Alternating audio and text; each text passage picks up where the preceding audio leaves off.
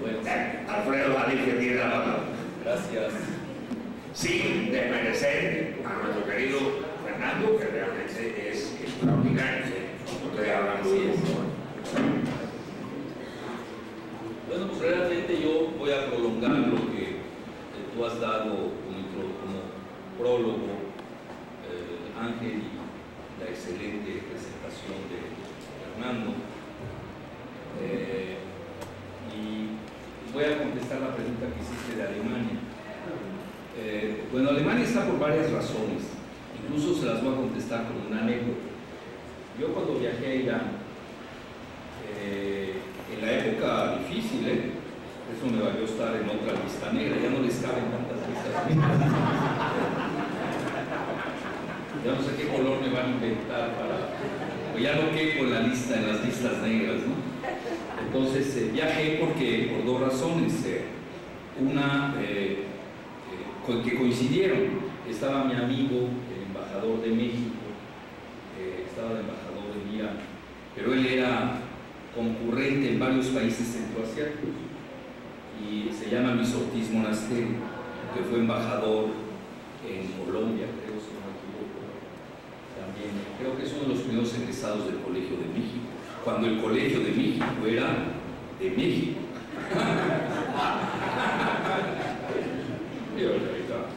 ¿Para qué les digo quién es el director del Colegio de México?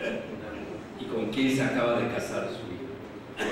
Porque yo sí leo el Hola y todo, pues si no, de la gaviota que es geopolítica inmobiliaria, nunca me había enterado. Y lo sacaron antes que nuestras amigas. Ella lo había sacado en su libro, no le estoy haciendo publicidad, pero es la realidad. San Juana Martínez lo había sacado en su libro Las Mujeres del Poder, porque ella es muy amiga de Maritza Hernández, si han de saber quién es Maritza, ¿no? Es la mamá del niño de Peña Nieto, de uno de tantos. Bueno, que ya vemos a las calcetas al revés, porque tienen al país al revés, no a tener las calcetas. Entonces, bien, esa fue una razón. Entonces, que ir a visitar a mi amigo Luis, y yo quiero mucho, y aprovechando que está en un país maravilloso, una de civilizaciones. Aquí la ciudad de Persépolis es maravillosa. Shiraz, que es, bueno, muchos dicen que de ahí viene el vino de marca Syrah, no sé, ahí hay una controversia, porque de ahí también, ustedes saben, estaba Omar Khayyam. Y yo les digo algo, yo desde que nací, en la casa se leía Los Rubaiyat de Omar Khayyam, que ahorita les voy a contar otra anécdota, porque yo quiero que les quede la cuestión cultural. Es decir, ¿qué es Irán? Irán es una cuna de civilizaciones, cosa que no tiene Estados Unidos, que es un país que pasó de la barbarie a la decadencia sin haber conocido la civilización, para citar nada menos que a Oscar Wilde. Entonces, por ejemplo, en eso me invitó Luis, porque él conocía algunas cosas. Las mejores sesiones que se hacen en las casas son de poesía. Es decir, el idioma persa se presta a hacer grandes declamaciones, igual que Rusia. Es decir, el idioma ruso, que tú eso lo has de saber mejor que yo, el idioma ruso se presta a la poesía. Un Evtuchenko llenaba un estadio de fútbol. No, aquí va un poeta, bueno, no va ni el que abre la puerta del estadio. Empezar, ni puede entrar. ¡Qué poesía! Imagínense, en un país. Si cerraron este teatrito Alicia, esa es la anticultura del neoliberalismo. Entonces, eso es un prodigio, lo que reconoce, sus tapetes. Por ejemplo, hay un dicho iraní muy interesante: la vida se hace alrededor del tapete, o de la alfombra voladora, de la alfombra. Entonces, y es más, cuando ahí se decreta que alguien está muerto de hambre, dicen vendió su alfombra. Vean la cultura aquí importante. Yo me metería en sus reuniones.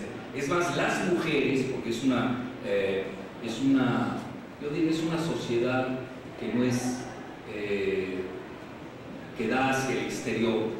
Es decir, Occidente, nos gusta o no quiero ahorita criticar a la gaviota y a sus hijas que andaban en Hollywood, ¿no? de compras, Rodeo Street, ¿no? Pero eso no se da en Irán. Ustedes dicen, por ejemplo, van al Gran Bazar, que es una maravilla, y ven joyas, dicen, bueno, ¿y a qué hora hacen las joyas? Se andan con escuchador en la casa.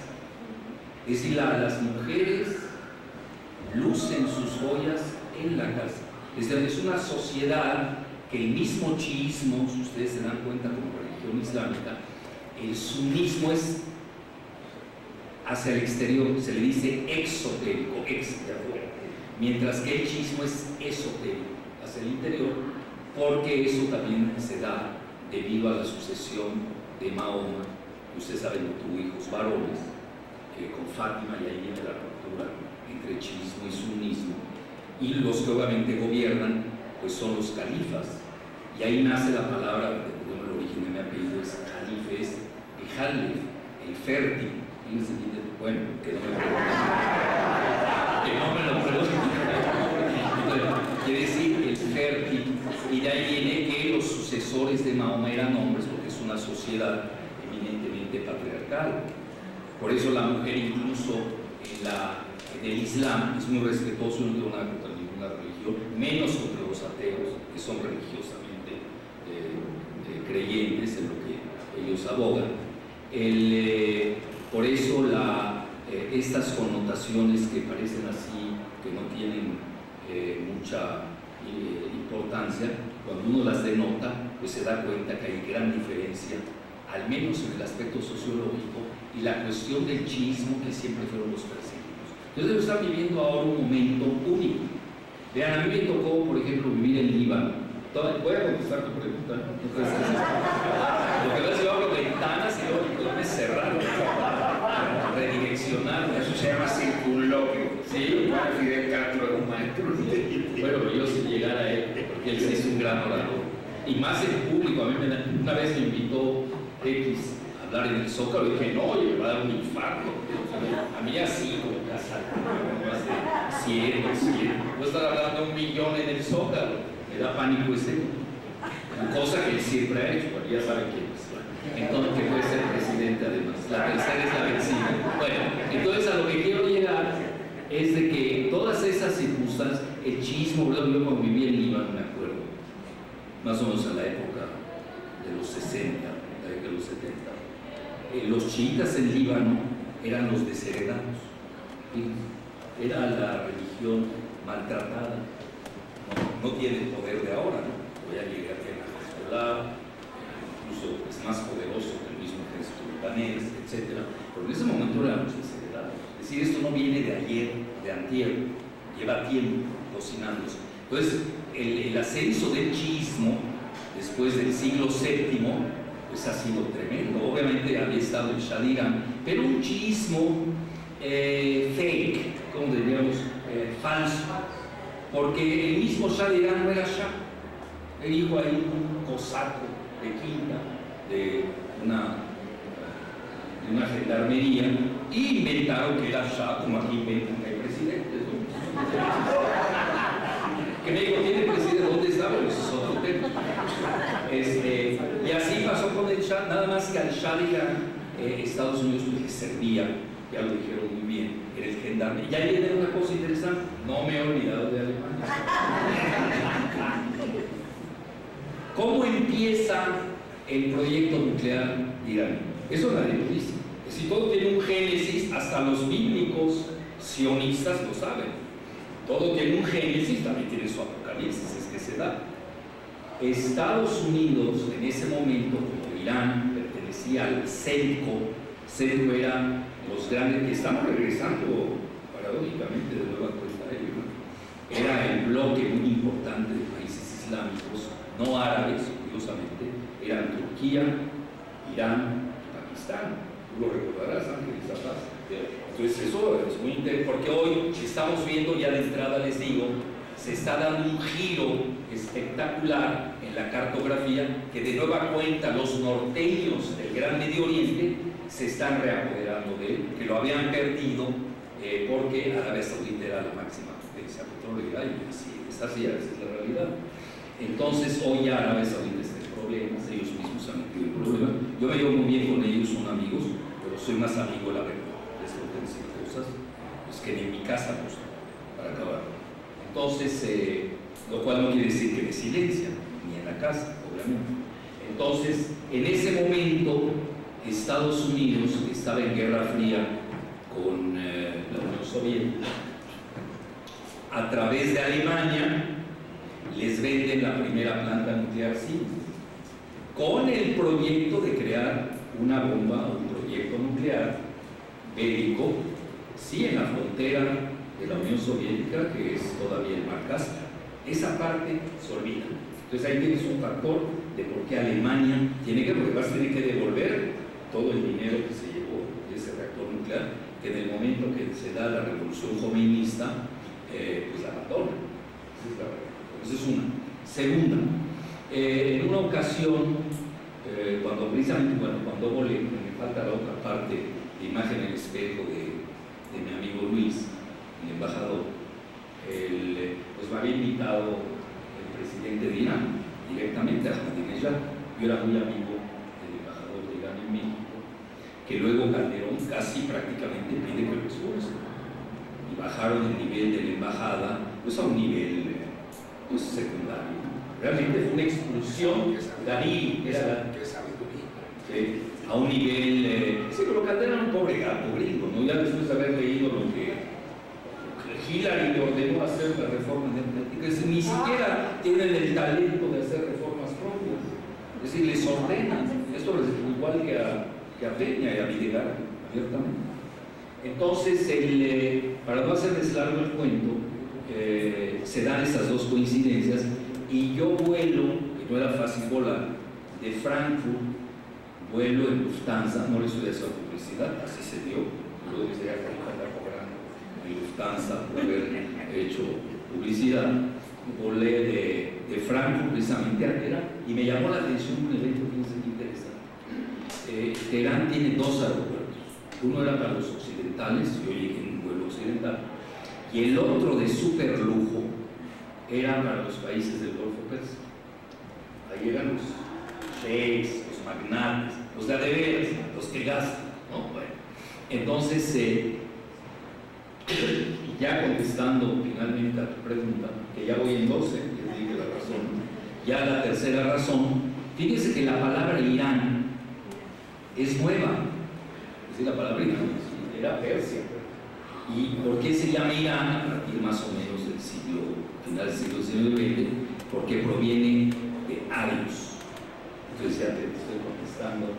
La gran afinidad que existe entre Irán y Alemania. Los grandes profesores de teología y de filosofía de Irán estudian en Alemania. Por ejemplo, un presidente de ellos, Khatami, para ver que sí me sé algo de Irán, donde estudian sus presidentes. Bueno, de aquí no lo puedo decir porque no sé si estudió. Y si estudió, pues ni hablé. Ahorita estábamos leyendo aquí con mi asistente que me ayuda, Gisela, que Obama va a leer 6 libros en verano. Bueno, si este pobre de aquí no lleva 3 en su vida. En verano un presidente lee 6 libros. Y obviamente vean, no es dime quién, primero lo demás, dime si lees. Y diré tu esencia. Y dime a quién lees y te diré quién eres. Es decir, la lectura marca, no creo que haya algo que marque más a un ser humano que la lectura. Bueno, la lectura puede ser internet, que hoy es la época moderna, obviamente me refiero a los contenidos de pensamiento, que no es algo que tener un libro, ya se dan en contenidos cibernéticos. Bueno, esa es la razón, ya toda la introducción para decirte la razón por la cual está Alemania en el P5+1. Pero además Alemania corre prisa, y esa sería la cuarta razón, desde el punto de vista geoenergético, porque Irán puede ser uno de sus abastecedores sucedáneos, es decir, que supla, si es que sigue el problema con Rusia, del abastecimiento de gas. Irán, a todo el mundo le conviene, es un win-win el acuerdo de Irán. Pero vean, ahorita me llamó la atención, sobre todo con lo que estaban diciendo Ángel y Fernando, es de que, aparte de lo que dijiste de que si no hay acuerdo diplomático con Irán, va a haber guerra. Bueno, eso lo dijo Obama, pero Kerry acaba de decir algo tremendo. Y no hay que perder de vista de la devaluación del yuan, que se dio la semana pasada, que no es tanta, exagerado. A los 3 días, al final del día, ya cuando hicimos el recuento, hoy no sé cómo estuvo, no seguí, estaba preparando la realidad, no seguí la cotización, pero hoy vi que se desplomó el peso, ¿no? Para no variar. Aquí se desploma el peso 3% en un día. Entonces ahí estaban asustados, como el yuan se desplomó 3% en 3 días, ¿no? Cuando Japón, en forma deliberada, devaluó en esta guerra de divisas más del 25%, si no me equivoco, el yen nipón, pero además el euro ha hecho lo mismo. El euro, vean, estaba a 1.80, hoy está a 1.1 más o menos, y Estados Unidos ahí no brinca. Bueno, ya sabemos que así es Estados Unidos, es un país maniqueo, que todo lo que es para ellos es maravilloso y todo lo que no les beneficia, pues es el infierno. Bueno, ya estamos acostumbrados a pero me llamó algo la atención muy interesante, que obviamente tenemos que hacer una hermenéutica, es decir, toda una interpretación desconstructivista, no sé si me entendieron, pero una interpretación del subtexto, ¿no? Y los entrealineados, cuando dice, fíjense qué interesante, con esto del yuan dice, si no se aprueba, si el Congreso rechaza el acuerdo con Irán, el dólar cesará de ser una divisa de reserva internacional. Tremenda. Eso está. Y tiene razón. Ahora vamos a interpretar. What does it mean? Muy sencillo. Que los demás, los 5 restantes, están haciendo cola y ya quieren negociar con Irán. ¿Por qué? Porque Irán es el gran negocio del siglo XXI. Vean, nada más ahora con el levantamiento de sanciones, le van a ingresar ya de inmediato, escuchen bien la cifra, 150,000 millones de dólares. ¿Escucharon bien la cifra? Pues ahí estaba en la banca de Estados Unidos y de Europa por las sanciones, los embargaron literalmente. Y ahora regresan 150. El problema de Irán es, para citar al filósofo López Portillo, cómo van a administrar la democracia. ¿Te acuerdas de aquella frase? Nada más que ahí sí tienen buenos estadistas, a diferencia de salud. Entonces ya les dio un panorama más o menos, a todo el mundo le interesa. Por eso lo que dijo Kerry no hay que tomarlo, los congresistas lo entienden perfectamente. ¿Por qué? Rusia ya no se va a retirar del acuerdo, China tampoco, ahorita vamos a ver por qué. Con Rusia hay excelentes relaciones, sobre todo de venta de armamentos. Con China es su primer importador de petróleo. Y aquí sí quiero hacer un paréntesis, no se vayan con la finta del petróleo. Aquí ya ven que sobre el clavo del féretro neoliberal de Videgaray, dicen que a principio de año va a ingresar entre 500,000 y 1 millón de barriles diarios de Irán. Irán no es potencia petrolera, el fuerte de Irán es el gas. Hoy no es lo mismo la geopolítica del petróleo que la del gas. Estamos a otra dimensión. De ahí la premura de Alemania, de Francia, de Gran Bretaña de implementar este acuerdo. Es decir, al final del día, como bien lo señaló Fernando, Estados Unidos se puede quedar solo. Sí, porque ya van a decir los europeos, oye, te sigo en lo de Ucrania, te sigo en lo de Siria, te sigo en lo de Libia, te sigo en lo de México. Bueno, ya con lo de Irán ya no. Y ya lo saben perfectamente que ese yo creo que ya es la línea roja para los europeos. Esa es mi opinión, sumado de Rusia y de China, que obviamente no van a seguir a Estados Unidos. Bueno, entonces ya dicho esto, vean, yo recuerdo en esa ocasión tú vislumbras un escenario, en que puede que China, Rusia, más la Unión Europea, continúen adelante con Irán, al margen de los Estados Unidos. Mira, te voy a dar dos ejemplos de lo que yo creo que el mejor ejemplo, y eso lo sabe muy bien Fernando, y obviamente tú, nada más porque él es banquero, ¿no? No tenemos ese efecto que nosotros tenemos y que él tiene como virtud. El Banco de Infraestructura infraestructura e inversiones de China. Los primeros que dejaron Estados Unidos fueron los británicos. Los británicos, Great Britain, United Kingdom, ya dicho. Los primeros. Es decir, todo lo que él dijo, por eso desde el contexto, es de Estados Unidos es una burbuja. Ahorita le va a ir muy bien al superdólar, muy bien. 2, 3 años, vamos a ver quién llega a la presidencia de Estados Unidos, ahí cambia mucho. Si llega Jeb Bush, que es lo que está rezando Salinas y Electrones, lo que está rezando, pues obviamente regresa a la política petrolera, sin eso no hay que ser genios.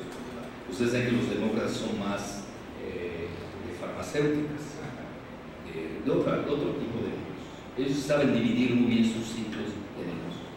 Entonces aquí hay una cosa fundamental que yo quería exponer. El mundo, vean, yo acabo de estar en Shanghai a dar una conferencia y también estuve en Moscú, regreso a Moscú a dar otra sobre la Academia Geopolítica, y se los digo con humildad, digo, gustó mucho la manera en que presenté de que el mundo está fracturado, está totalmente fracturado. Yo creo que el peor error que hizo Estados Unidos fue arrojar a Rusia a los brazos de China.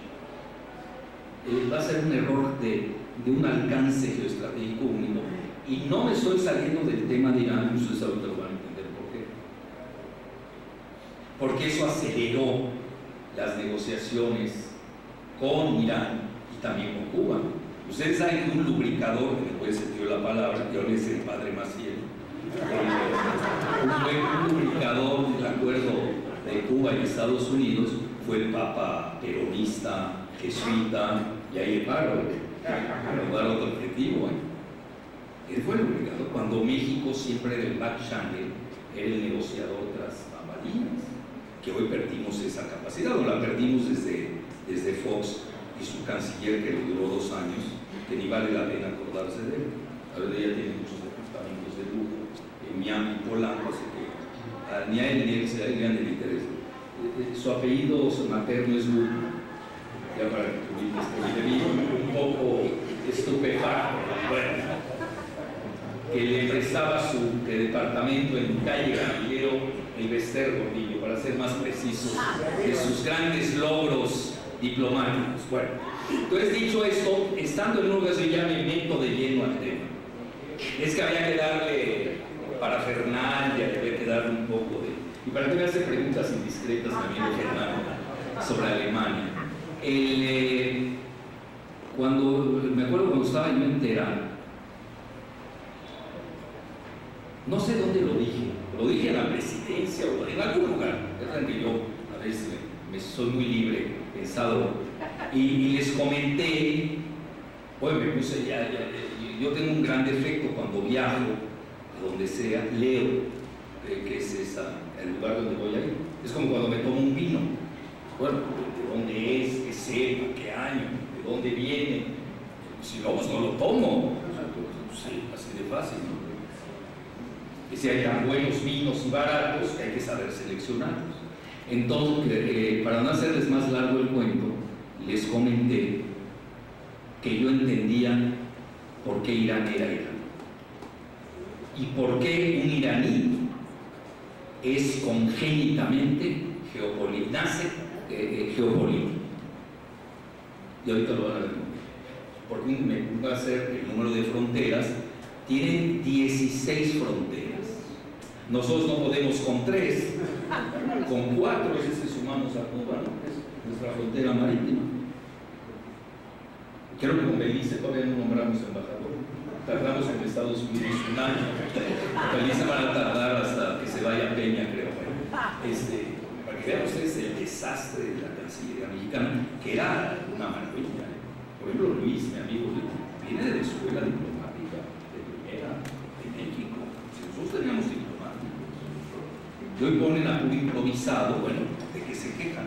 Es que creen que la diplomacia es cuando traes allá a cualquier persona y lo colocas. No, tiene su ritmo. No es un militar, no es un presidente, no es un hacendado, no es Rosario Robles. Bueno, pues que es diplomático, tiene sus términos, mide los tiempos, sabe hasta dónde negociar, cuándo ceder, cuándo no ceder. Y vean, tenemos que ver, por ejemplo, los iraníes tienen extraordinarios diplomáticos. Este Zarif, bueno, es un genio. Saben jugar. Juegan al ajedrez, saben cuándo mover las fichas, cuándo se van de vacaciones, cuándo regresan. Es un arte la diplomacia. Es decir, eso no se puede involucrar. Entonces, si nos ponen a una bola de barbajanes en la Cancillería mexicana, pues no tenemos diplomacia. Esa es la triste realidad. Pero no podemos decir que no la tuvimos. A mí, por ejemplo, me tocó, todavía yo era novato, me lo encontré, fíjense, si no mal recuerdo, en Helsinki. Fue en algún país escandinavo, creo que fue Helsinki. Pues nada menos que a don Alfonso García Robles. Ustedes salgan a la calle y pregúntale a cualquier. No, aquí no le voy a hacer la pregunta porque todos lo saben. Salgan a la calle y pregunten quién es Alfonso García Robles. A ver si lo sabe la gente. Y si saben quién es Adal Ramones. Es la cultura de Televisa, el entertainment, que no tiene nada de cultura. Entonces, yo creo que esa manera, no estamos jugando el cambio de la cartografía del nuevo Gran Medio Oriente, como así le puse, porque el Gran Medio Oriente es muy interesante, a mí me gusta, para que vean que no siempre atacamos a Israel, nada más hacia ciegas, lo criticamos cuando comete atrocidades y se vuelve un estado apartheid, racista, que odia a la humanidad, pues bueno, lo criticamos. Pero hay una definición que a mi juicio ha sido la mejor del Gran Medio Oriente que da Ariel Sharon antes de que entrara en estado de coma, cuando se enteró que su hijo había hecho una serie de tranzas inmobiliarias. Prefirió que lo hospitalicen antes de que lo juzguen. Entonces él manejaba que el Gran Medio Oriente es una línea, porque a él le interesaba desde el punto de vista de la profundidad geoestratégica de Israel esa definición, que va de Marruecos, otros dirían Mauritania, no nos vamos a pelear, en línea horizontal hasta Cachemira y en línea vertical desde el Cáucaso hasta el Cuerno de África, léase Yemen, Somalia, Kenia. Es interesante definición. Los israelíes se manejan así. Entonces, un país como Irán que regresa con las 5 grandes potencias permanentes, la palabra P viene de permanente, y que además negocia con Alemania, estamos hablando, pues, ese es el Olimpo, que Israel esté en contra o a favor. Yo ahí veo mucho bluff, yo hago muchas cosas a los israelíes, no se las creo. Todo lo de Netanyahu, yo les voy a dar mi lectura medio oriental, no voy a pensar como, yo tengo la doble nacionalidad, voy a pensar como medio oriental, no voy a pensar como occidental. Yo creo que Israel está vendiendo caro su reconocimiento. Sí, pues el aislado es el perdedor. Entonces, ¿cómo reingresas? Y ahí les voy a dar un dato. Estando en Irán, pues obviamente fui, visité, etc. Pues hay una comunidad. Es que yo la palabra judío ya no la uso porque ni la entiendo, no sé qué quiera decir. Ni ellos la entienden, ellos menos la entienden. Voy a poner israelí, ¿no? Para no meterme en problema. Pero la palabra judío no la entiendo, no sé si es religión, es teología, es política, es raza. ¿Para qué nos realmente por la religión? Sí. No sé qué cosa. No, pero los házaros, los conversos, ¿qué haces con ellos? Son la mayoría. El partido Likud y el sionismo lo hacen los házaros, con J-A-Z-A-R-O-S. Es una, lo digo históricamente, a este libro de Shlomo Sand, el mito del pueblo judío. Por eso yo no me meto, porque no lo entiendo. Yo leo diario el Haaretz, es por obligación, no por gusto. Yo nunca he leído. Bueno, por cierto, apoya el acuerdo. Sí, Haaretz apoya el acuerdo. Periódico muy importante de Israel.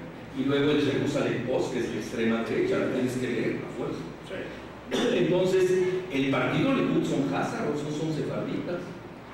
Bueno, ahí es otro tema que para qué, bueno, para qué les cuento. Mejor dejémoslo así. Y ahora resulta que el antisemitismo se da sin semitas. Ahí luego me la platican. Yo, por ejemplo, soy semita, 4 veces semita. No es broma, 4 veces. Racial, cultural, gastronómicamente, todo. Hasta en la religión. Mi abuelo hablaba el arameo, hablaba en las montañas de Irán. Y resulta que yo soy antisemita. ¿Y qué me lo dice un házaro? Bueno, son vaciladas. Entonces me lo dice un sefardita, pues ahí nos divertimos, ¿no? Pero que me lo diga un házaro que es, vean, racialmente no es, no sé, no es de esa raza, semita. Son, lo digo respetuosamente, que son mongoles centroasiáticos que vivieron en la región del Mar Negro en el siglo VII.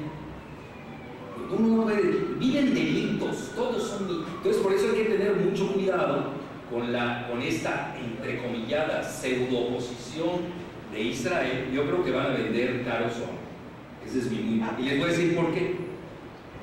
Pues resulta que estando en Irán, pues hay una comunidad israelí, adivinen de cuánto,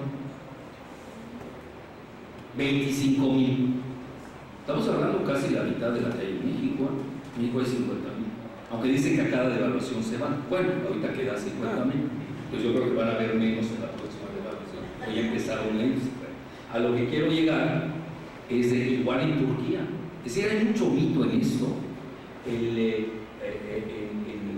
Estambul, que es una sinagoga y una comunidad muy importante, y están asimilados hasta donde me quedé, de 25,000, igual en Estambul, pero en Irán, y es muy poderosa esta comunidad. Bueno, para que vean que sí, que obviamente hay pasos de comunicación, pero eso no existe.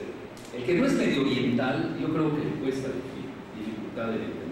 Bueno, los congresistas de Estados Unidos, que son maniqueos y lineales, bueno, han de jugar con ellos o se les da la gana. Pues dicho eso, ya vamos a la primera, que ya creo que la parafernalia fue mayor a la... Giselita, sálvame la vida. A ver. Bueno, entonces les decía las 16 fronteras. Tienen ustedes, para empezar, las 6 petromonarquías del... A ver cómo se llama. Las 6 petromonarquías... Bueno, te lo dejo mejor a tu encargo. Las 6, a ver si le hacen ahí un huequito. Las 6 petromonarquías del Golfo Pérsico, que ya saben quiénes son: Arabia Saudita, Kuwait, Bahrein, los Emiratos Árabes Unidos. ¿Qué pasó? Así es, vean aquí, esta es la región del Golfo Pérsico. También tienen a Omán y tienen a los Emiratos Árabes Unidos. Son 6 petromonarquías árabes que son frontera en el Golfo Pérsico con Irán. Luego tienen ustedes a nivel terrestre, empiecen a contar, que van 6. Pakistán, que es un poder sunita, es el único país islámico sunita que tiene bombas nucleares. Que Estados Unidos no dice nada, porque son sus aliados. Pakistán tiene alrededor de 100 bombas nucleares, tiene más que la India. Y ahí viene lo interesante: el 20% de la población de Pakistán son chiíes, que obviamente tiene una gran relación con Irán. Se van a Afganistán, bueno, y a Afganistán siempre la han destruido, ¿no? Es el México de Asia Central, se la pasan destruyendo. Y el 15% son chiíes. Entonces vean la relevancia de estas fronteras. Luego, a nivel terrestre seguimos, vean, tenemos a Irak, tenemos Turquía, Armenia, Azerbaiyán. Sigan contando. Y luego el Mar Caspio, que ahorita lo vamos a ver, tiene a Rusia, que todavía no se reparte bien. Es una de las grandes reservas de petróleo y de gas del Caribe, el Mar Caspio, de ese tamaño. Muchos manejan que puede ser la tercera, la segunda. La primera, ya se sabe, a nivel de mares, es el Golfo de México. Es lo que regalaron Videgaray y Peña, en ese orden. Yo, para que sepan por lo menos que regalamos, pero ya ni sabemos qué andamos regalando. La siguiente, por favor. Bueno, vean, eso es muy interesante. Se parece tanto a México en la cuestión poblacional.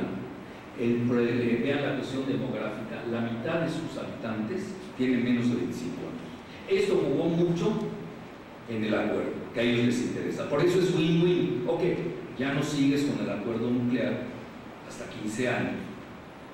Y ahorita voy a explicar un poco en qué consiste eso. Pero me levantas las sanciones. ¿Por qué? Porque a Irán interesa, tienen un gran desempleo, sí le pegaron las acciones, muy bien, lo dijo Fernando. Entonces, oigan, hay que darle empleo a esos jóvenes. En México, imagínense cómo está el panorama, que es el anti-Irán. Aquí la mitad del país tiene menos de 25 años, se nos olvida. Van a ingresar 14 millones de votantes en el 18, que yo les digo por qué no van a votar. Para mí es más fácil saber por qué no van a votar que por qué van a votar. Bueno, entonces, igual es el mismo perfil demográfico, es una población muy educada. Yo recuerdo en una ocasión hablé con el viceministro de Ciencia y Tecnología de Irán, y vean, cuando una población tiene carácter, es una población de carácter, que además nunca han sido invadidos, en toda su historia nunca han podido ser.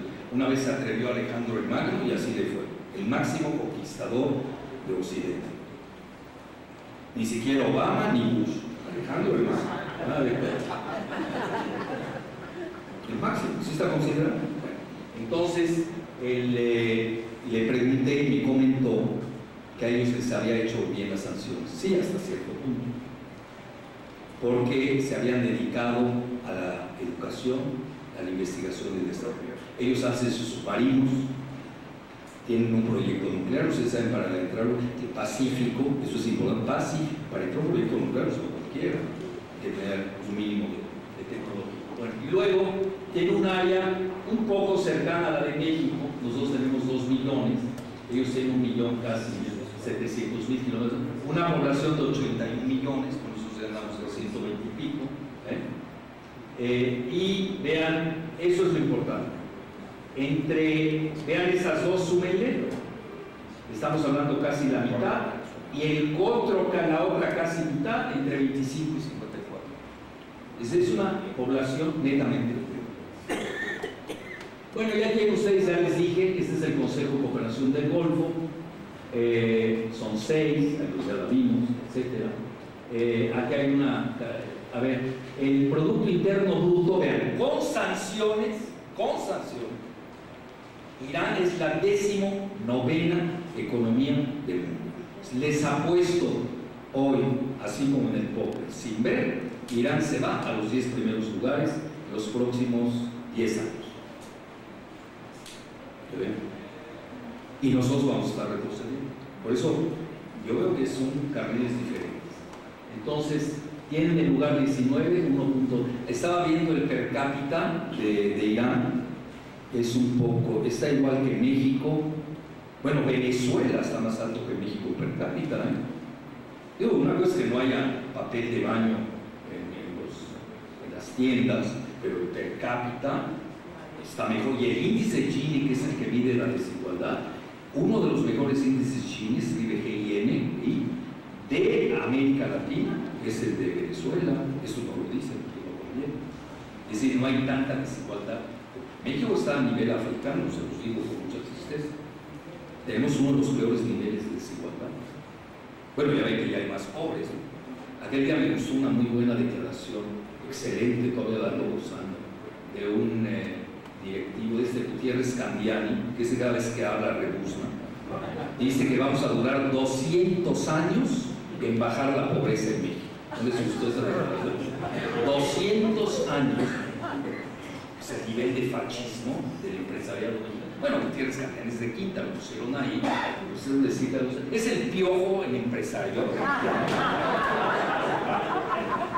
Ahí vienen ustedes los países fronterizos, Afganistán, ahí viene el número de... Vean, es con quien más, de los que más tienen kilometraje, Pakistán también, Turquía, Turkmenistán, con Turkmenistán es el que más tiene, porque tiene 1148.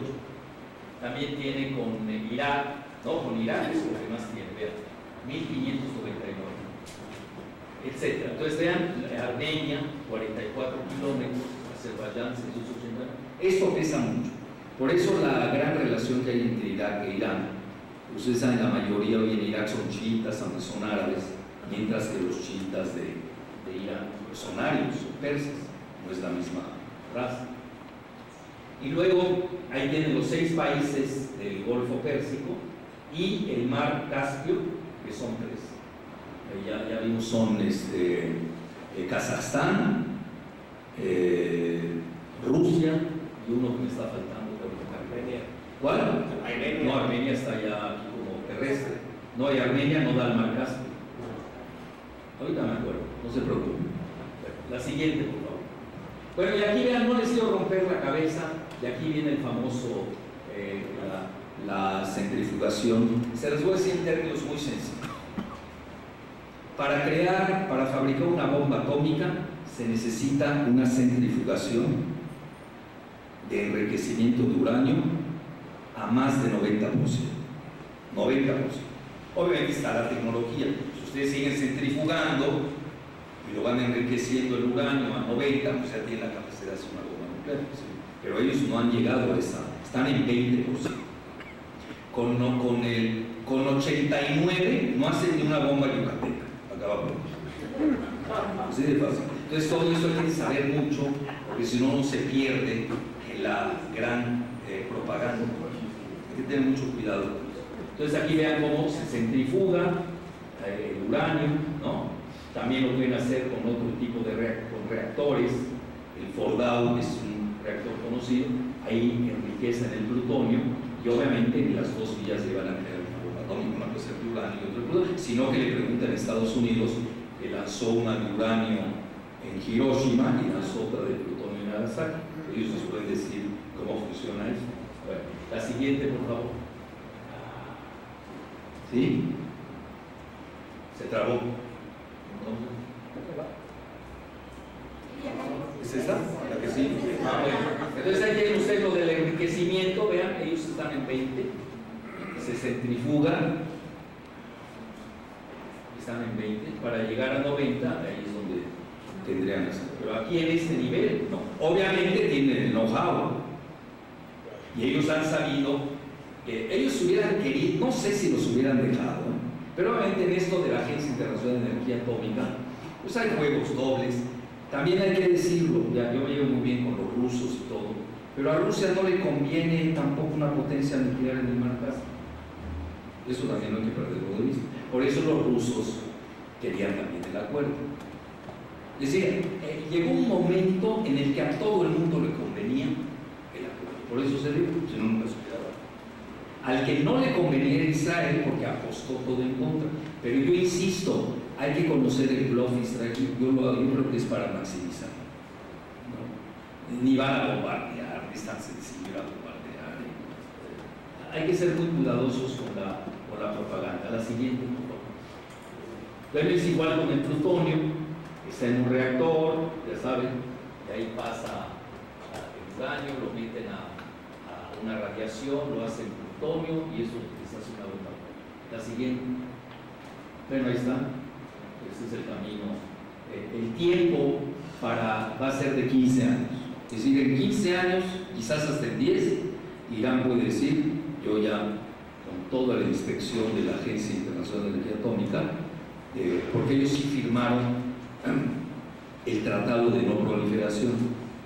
En la primera parte también el protocolo, firmaron los dos, y ahí viene la parte interesante. Vean, lo digo respetuosamente, aquí no tengo nada contra los otros que tienen bombas nucleares. Incluso les voy a contar una anécdota, porque yo estoy metido mucho en este tema de la prevención de la guerra nuclear desde 1985, no es un tema al que acabo de llegar cuando leí en el periódico, se pusieron de acuerdo Irán y Estados Unidos, llevo años en esto, con una agrupación muy importante. Entonces, aquí lo que hay que ver es de que India tiene 90 bombas nucleares, pero no ha firmado el Tratado de No Proliferación, y Estados Unidos no le dice nada, y Rusia y China tampoco, pues no, son los BRICS. Aquí pesan mucho los juegos de poder y los niveles de poder. Esa es una. Otra, Pakistán, ya lo vimos, ¿no? Pakistán tiene bombas nucleares, tiene excelentes relaciones con China, con Estados Unidos, nadie le dice nada. Norcorea es el loose cannon, como se diría en inglés, es un cañón suelto, pero ya tiene 6 bombas nucleares. Ya lo sé. Vean, yo recuerdo, se los digo con unidad de rigor, cuando habían corrido a patadas al amigo de Castañeda Guzmán, Castañeda Guzmán, lo habían corrido de la Cancillería. Ya no lo aguantaban ni en Estados Unidos, y eso que es gato de ellos. Le pusieron a Derbez, que a mi juicio es un gran papel, y no porque me invitaba a sus reuniones, a mí que tenía mucha referencia, lo tengo que reconocer. Y vean qué diferencia me tuvo. En una ocasión vino el premio Nobel, que es un egipcio, que era el que manejaba la Agencia Internacional de Energía Atómica, se llama, no me acuerdo, Mohamed El Baradei. Y su segunda de a bordo es una mexicana, que pertenece a un grupo importante antinuclear que formó Bertrand Russell. ¿Cómo se llama este grupo? Ahorita me voy a acordar. Ya tengo 2 fallas de memoria ahorita, ya me estoy preocupando. Y luego nos invitó a comer. Yo estaba ahí, Mohamed Baradei, mi amiga, desde física de la UNAM, y obviamente Derbez, que ahorita es rector de la Universidad de las Américas, y un servidor. Y ahí pues yo abordé al Baradei, y ahí él nos contó que en ese momento, y estamos como estaba Derbez, que será hace 2 sexenios, ¿sí? Fue la última etapa de Fox. ¿A poco tuvo primera etapa? Ahora sí que yo creo que después del come y te vas, se acabó todo. Está hablando de Marta, ¿no? Ah, exacto. Entonces, y él ahí nos comentó que Norcorea tenía 6 bombas nucleares. Bueno, pues si alguien sabe ser, pues él está en eso, ¿no? Y a mí me pidió que no lo publicara. ¿Ya ven por qué me quieren tanto? Me dan secretos de ese tamaño, de 8 columnas, y no los saqué. Ni a ti te lo conté, ¿no? ¿O sí te lo conté? No me lo conté. ¿Ves? Ya me está reclamando ahorita 20 años después. Bueno, entonces a lo que quiero llegar es Norcorea, pues sí, por eso tampoco la voy a tocar mucho, porque se les puede ir de la mano, ¿no? Así como Estados Unidos lanzó 2 bombas a Japón, la suelta y le lanza a las tropas. Hay 50,000 tropas estadounidenses en Corea del Sur y otro tanto en Japón. No, ahí no estamos jugando. Ya con bombas nucleares, como que uno se gana la respetabilidad, ¿no? Desgraciadamente así se le da. La siguiente, por favor. Bueno, hay una palabrita que están manejando mucho en Estados Unidos. ¿Cuál es el breakdown? El breakout time. ¿Qué quiere decir esto? El tiempo que se requiere para hacer la bomba atómica, dado el know-how tecnológico que tiene Irán. Han exagerado que 1 mes, que no sé qué, y ahora con este acuerdo parece ser que ese mes se va a 1 año.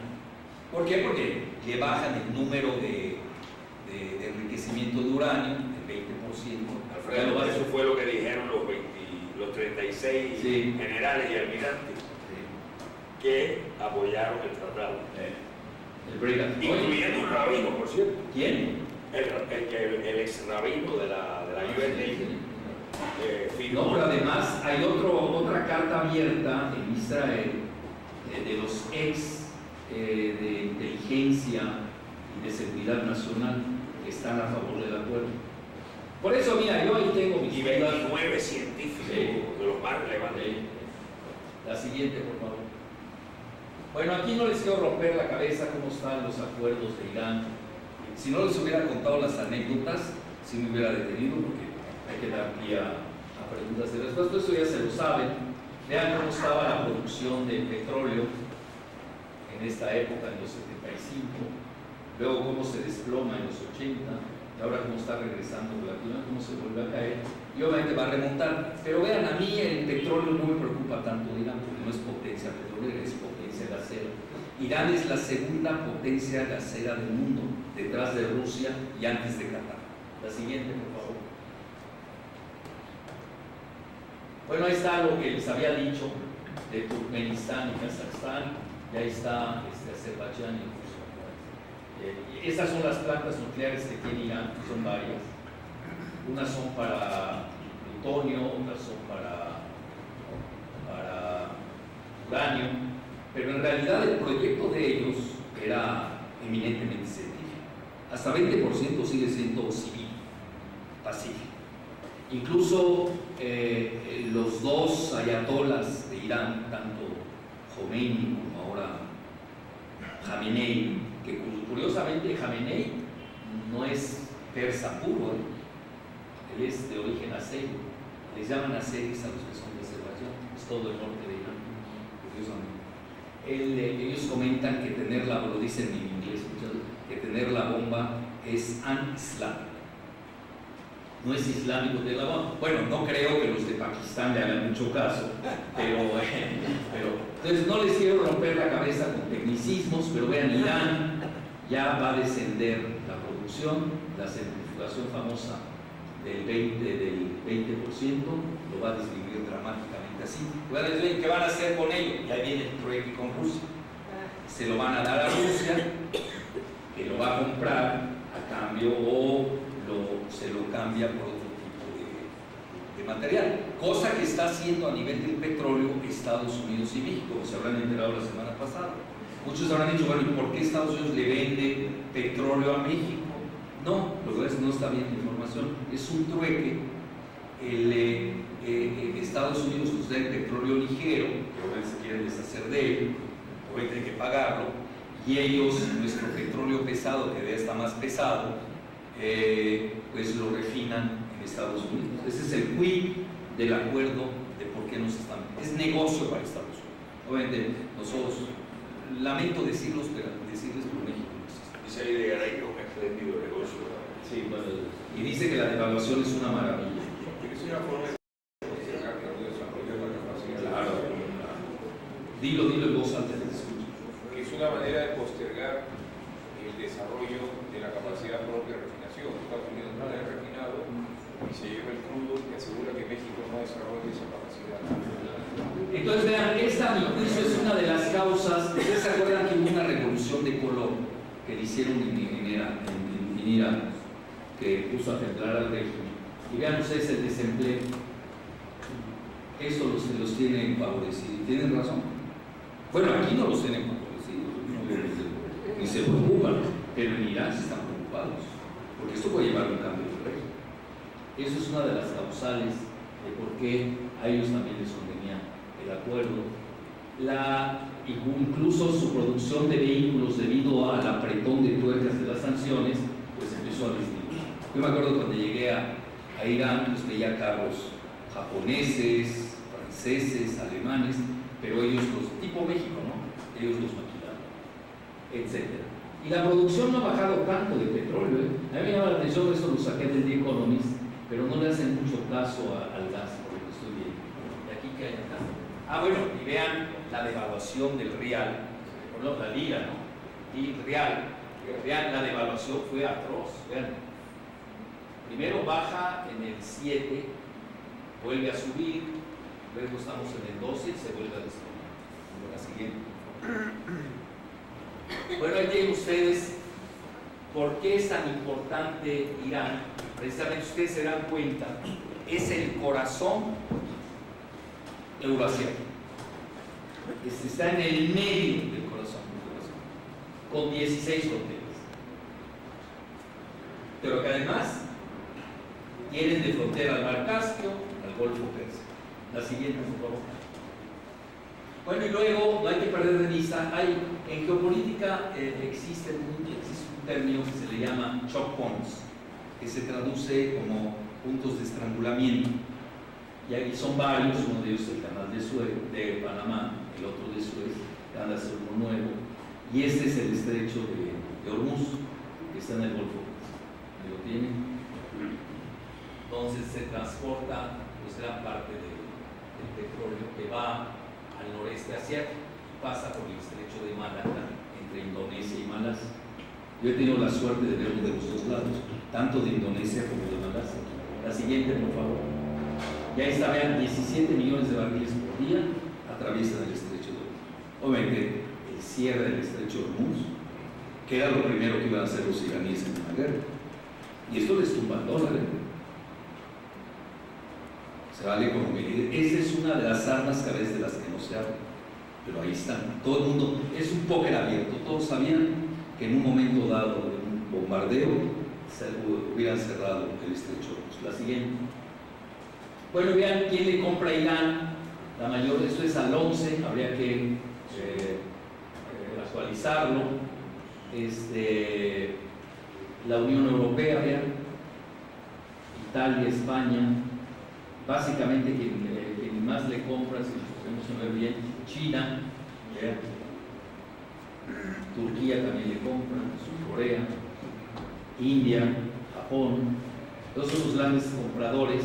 Del 2.26 que exportan son los que le compran. El mayor es China, sin duda alguna. Luego, a ver, ayúdenme, piensen, yo creo que Japón, luego India. Eso es muy interesante y no hay que perder vista eso tampoco, a la Europa. La siguiente. Bueno, y esto es muy interesante, vean, tan es win-win, es de ganar-ganar, que hasta China le importa. Ustedes saben que China tiene frontera con Pakistán, acá hay un puerto que se llama Gwadar, que ellos lo construyeron obviamente en previsión a este canal, a este gasoducto que vendría de esta región de hasta Luque, pasaría por Irán Shah, pasa aquí a Gwadar y llegaría obviamente a Pakistán y de aquí a China. Obviamente India está interesada también. Acuérdense que India y China son importadores de petróleo y de gas. Entonces, todos están felices. Entonces, bueno, leían la prensa de Pakistán feliz, la de India fascinada.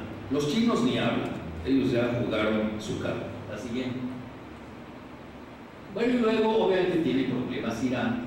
Ustedes saben que está la región de Kurdistán, el norte de Irak, y ellos temen, igual que lo teme Turquía, la siguiente, que se desparrame el asunto de Kurdistán a una parte de Irán, que sería esta. El que más peligra sin duda es el norte de Irak. Hay parte de Siria, que está también, y una gran parte de Turquía. También tiene sus vueltas. Pero aquí esta región de Kirkuk, sobre todo, aquí hay mucho petróleo en la zona norte de Irán, pero más petróleo que gas, eso sí. La siguiente. Bueno, y la influencia de Irán, siendo un país, vean, yo lo recuerdo perfecto, cuando viví en Líbano, más de 15 años, pues no tenía tanta influencia de Irán en el Líbano.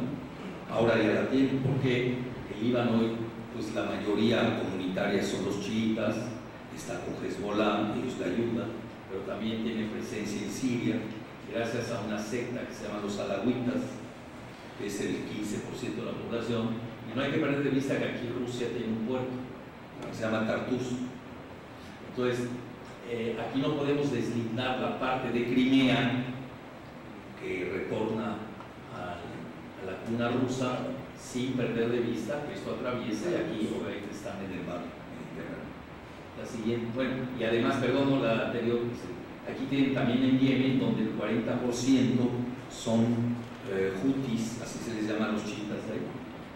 Parece ser, hoy les paso la última jugada, hoy la leí en la mañana, me la envió mi amigo Thierry Meissan, de Rezo Voltaire, dice que va a haber un trueque de Yemen por Siria. Bueno, eso es lo que él piensa, por eso somos amigos, pensamos diferente, pensábamos igual, imagínense, que flojera. Entonces, que aquí pueden dar, porque Arabia Saudita tiene miedo a la frontera de Yemen y no tienen ellos frontera con Siria.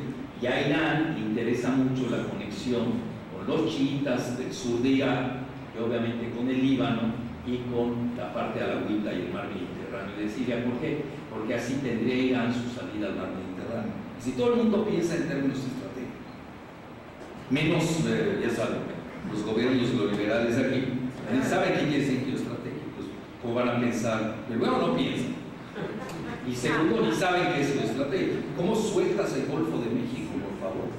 Que nadie lo está diciendo. Obama va a pasar a la historia habiéndose llevado el triunfo del Golfo de México. Nadie le está dando el crédito. Yo se lo acabo de contar a mi amigo Badr Kumar, que escribe en Asia Times, es un gran geopolitólogo. Tú estabas ahí, Giselle. Es un gran geopolitólogo indio, pero es hindú también, porque es de religión hindú. Cuando le comenté lo del Golfo de México, no daba crédito. Dice, es que no sale eso en los medios. Bueno, por eso te lo estoy contando, cuando lo escribas, ya lo escribí, por cierto. Y ya ven en India el gran triunfo geopolítico en silencio que se llevó a Obama. Entonces, ya no se depriman, por favor, véanse. Ya habló Andrés Manuel de la segunda nacionalización, esa se la fusiló, ya sabes de quién, bueno, etcétera. La tercera es la vencida, también ya sabes de quién se la fusiló, etcétera. Ya le voy a empezar a cobrar copyright. Entonces se habla mucho de eso. Yo realmente no estoy tan seguro. Kerry vive ahí, vive en Damasco, es francés, tiene nexos muy fuertes con Rusia, con Irán, con Francia. Pues yo no, yo soy un pobre lector de internet, y doy clases en la UNAM, profesor emplumado de posgrado, ya no doy para tanto, pero también soy creativo, ¿sabes? Creo que por eso soy más audaz. Entonces la cuestión, yo creo que va a haber un trueque de Ucrania por Siria. Yo así la veo. Es decir, los rusos van a ceder un poco, porque viene una nueva cartografía. Vean, yo les sugiero que cuando lean ya cosas del Medio Oriente, olvídense del año pasado. Hay que pensar a partir de este año. Es otro mundo. Vean, por ejemplo, acaba de ir a visitar el hijo del rey de Arabia Saudita, Mohammed bin Sultán, acaba de ir a visitar a Vladimir Putin, y van a hacer negocios, van a comprar armas, van a hacer inversiones. Ustedes saben, es una ruptura brutal con Estados Unidos, se dice Francia. Pero los rusos son hábiles, conocen bien el Medio Oriente, no son maniqueos. Ellos tienen la capacidad de tener buenas relaciones con Siria, con Irán, con Arabia Saudita, con Turquía, y con Israel más que nadie, eso no hay que perder de vista. El 25% de los israelíes que son de origen házaro hablan ruso. Ustedes llegan a Tel Aviv y oyen quizás hablar más ruso, bueno, sin duda que árabe, sin duda. Ahora que se cayó el rublo, le pegó a la bolsa de Tel Aviv, etc. El canciller lo saca borracho en un antro de Moscú. Pero el anterior, el de Moldova, sí. Lieberman, Sí. pero ya se peleó con Netanyahu. Bueno, entonces hay que tener mucho cuidado porque los rusos son muy hábiles en el Medio Oriente, lo conocen perfecto. O sea, llevan años ahí, llevan desde Pedro el Grande, yo creo que algo aprendieron. Y Estados Unidos apenas desde Truman, ¿sabes? La siguiente, por favor. Bueno, ahí está la parte de Yemen, no me quiero meter. La siguiente, cómo está dividido ahora en dos, etc. Yo creo que ahí viene un trueque muy interesante. Ahí está Al-Qaeda, imagínense, ya es abierto, ya lo dicen abiertamente, quienes están atrás de Al-Qaeda y del Estado Islámico. Abiertamente lo dice el Pentágono, que ellos estuvieron detrás de su creación. Entonces, ¿para qué nos pasamos desmintiendo? La siguiente. Y ahí viene la parte interesante de Arabia Saudita. Vean, yo siempre partí, yo creo que para que Estados Unidos haya soltado a Arabia Saudita, que además ahorita, vean, ustedes se dan cuenta, es muy interesante eso. Yo creo que los británicos, más que nadie, y sobre todo y también Estados Unidos, van a soltar a Arabia Saudita. Esa es mi hipótesis de trabajo. Como que prefieren tener a Irán de aliado más que a Arabia Saudita. Quizás estemos en esa fase. Totalmente. No tienes razón. Pero además, por una razón, vean qué situación más interesante. Arabia Saudita tiene 20 millones de habitantes, más o menos, 25, exageramos. Mide lo que México, un poco más que México, 2 millones y pico de kilómetros. Pero si ustedes se dan cuenta, ahora sí que Alá ha querido que donde está la región petrolera, ahí exista el 20% de chiitas de todo el país. Sí, sí. Qué increíble, ¿no? Bahrein, por ejemplo, que lo invadió Arabia Saudita militarmente, la mayoría son chiitas. Entonces la carta chiita es muy importante. Y luego en Irán juega con el tiempo. Pero yo me iría más allá. Yo estoy viendo las reservas de divisas que tiene Arabia Saudita. Son una de las mayores reservas de divisas del mundo. Imagínense ustedes una balcanización. Pues ¿quién se quedaría con esas reservas de divisas? O se los voy a decir al revés, no se las devuelven. Y alguien se quedaría con ellas. Porque esa es la técnica de Estados Unidos, de Gran Bretaña y de Libia. Es lo que hicieron, de Francia, Gran Bretaña y Estados Unidos. ¿Qué hicieron con Gaddafi? ¿Alguien sabe dónde están las reservas de divisas que se llevaron? ¿Alguien sabe dónde está el oro que se llevaron? Eso es muy interesante. Piratería. Entonces, igual va a pasar. Es decir, esas reservas de divisas que están entre las 5 primeras del mundo pueden acabar pueden no ser devueltas. Obviamente, y a cambio de eso les das a los iraníes sus 150.000 millones de dólares que les debían. La siguiente, por favor. Bueno, entonces yo concluiría diciéndoles que sin duda alguna este acuerdo simbra el corazón de Centroasia, la gran relevancia que tiene Irán por todas sus fronteras marítimas, terrestres, su situación geoestratégica de primer nivel, su relación con las grandes potencias, su gran potencial geoeconómico, el mismo, nada menos que el domingo, nada menos que Donald Trump, que ahora está de moda citarlo, nada menos que Donald Trump decía que en Irán va a correr el dinero como en ningún otro lado. Ya está viendo la perspectiva de los grandes negocios, están haciendo cola todos los países europeos, los chinos están ahí está India, etc. Y México estaba a punto de romper relaciones con ellos. Para que vean ustedes la disfuncionalidad de una diplomacia. Cuando yo recuerdo a mi amigo Luis, ustedes seguramente fueron a ver esta maravillosa exposición que hicieron en el Museo de Antropología, que era sobre la civilización iraní. Que ellos obviamente juegan a eso, es decir, Irán no es nada más gas, no es nada más petróleo, es una civilización. Muchas gracias.